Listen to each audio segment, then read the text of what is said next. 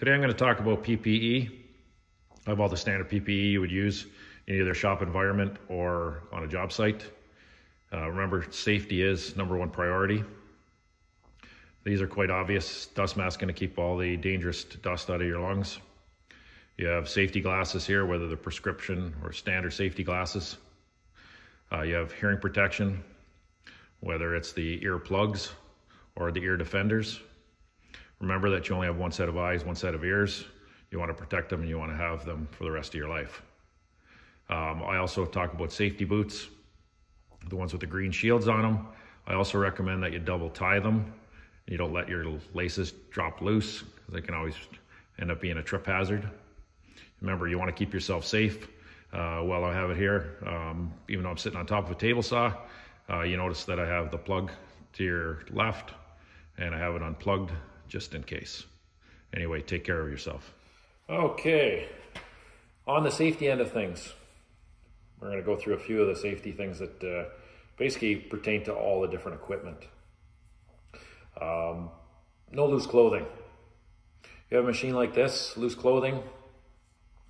If you have long hair, if you have any jewelry that can get caught up on anything, things like hoodie strings, gloves, any of that stuff.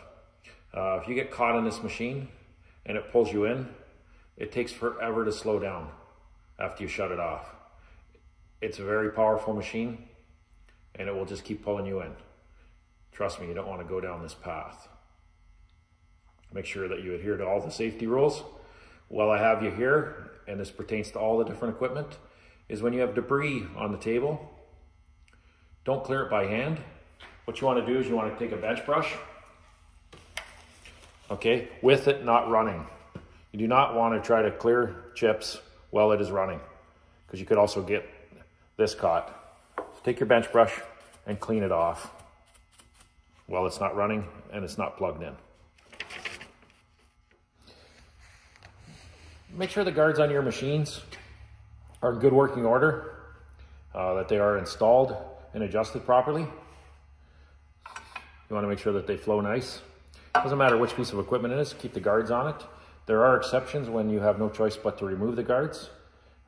Do that and be very cautious if you do that. Be sure to use all the safety equipment that's around you, such as push sticks, such as pads, push pads.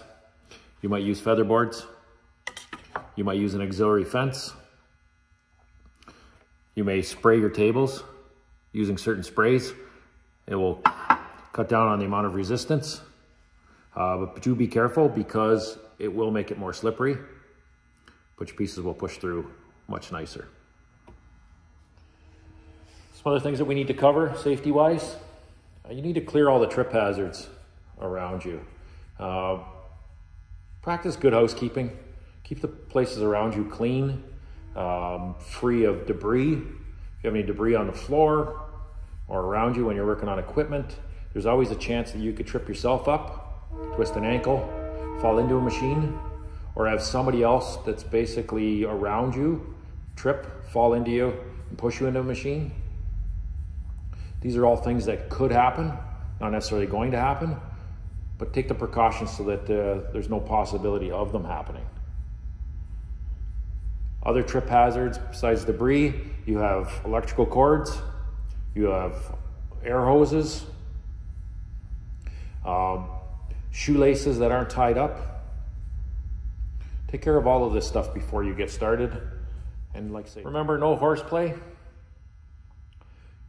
around anybody that's working on machinery. Like I say, you can be a hazard to them and yourself. Don't go into anybody's personal space when they're operating a machine. Do not touch them, because they are concentrating on what's in front of them. You don't want to startle them. Also, never scream or yell in a working environment, because somebody's swinging their head to see what was going on. Basically, it will distract them, and that could be disastrous.